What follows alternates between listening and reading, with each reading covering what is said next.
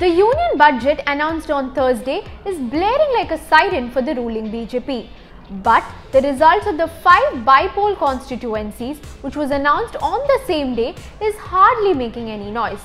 With BJP losing all 3 constituencies in Rajasthan, the Quint's editorial director Sanjay Pugalia tells us why this is a warning signal for Vasundhara Raje's government. Ajmer और अलवर दोनों में BJP बुरी तरह से हारी है और कांग्रेस ने वहां अच्छे मार्जिन से जीत हासिल की है।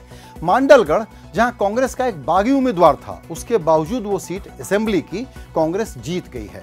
राजस्थान वो राज्य है जिसको दिशा सूचक यंत्र के रूप में देखा जा रहा है 2019 की तैयारी के लिए।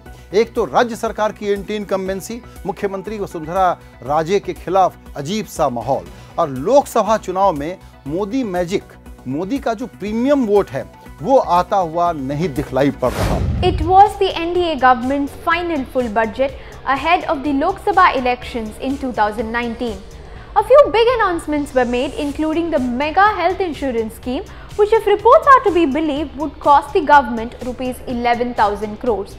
So, where would this money come from? How does the government plan to implement this? The Quint's editor-in-chief Raghav Bahl has his take on budget, and here's what he has to say. कि 10 crore house holds को 5 लाख तक का hospitalisation insurance मिलेगा, तो ये बहुत बड़ी scheme है। 10 करोड़ हाउस होल्ड, 5 लाख रुपया इंश्योरेंस प्रीमियम के थ्रू होगा। मुझे अनुमान यही है कि इंश्योरेंस प्रीमियम के थ्रू होगा। तो अगेन इसकी डिटेल देखनी पड़ेगी, क्योंकि इम्प्लीमेंटेशन इन चीज़ों का बहुत मुश्किल होता है, और होता भी है तो बहुत वक्त से होता है। तो ये नहीं होगा कि कल से लोगों को ये कवरेज मिलना शुरू हो जाएगा। इंटेंशंस बहुत अच्छी हैं, लेकिन ये किस तरह से ट्रांसलेट होंगी, इनका क्या डिटेल्स हैं, इनकी इम्प्लीमेंटेशन कैसे होगी, सारी बात उसमें आ जाती है। The matter may be sub judice, but that did not stop senior IPS officer Surya Kumar Shukla from taking a pledge to build the Ram Mandir at the earliest, reigniting the heated debate. At a function organized in Lucknow University, the Director General for Home Guard was caught taking the pledge, which he later clarified was to resolve the matter. अनौपचारिक रूप से मैंने उनको समझाया कि ये माननीय उच्चतम न्यायालय ने इसमें 2 बातें कही हैं।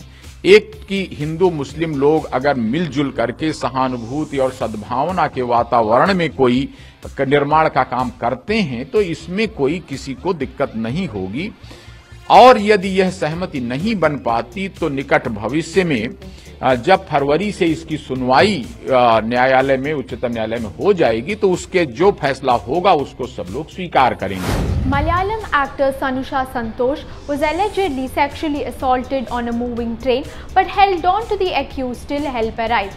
She said that no one reacted or supported her when she initially called for help, and that people's support started and ended on Facebook.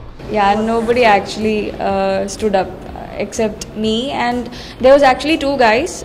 One was writer Unniyar sir, and another guy who was named Ranjit. So only these 2 guys were there.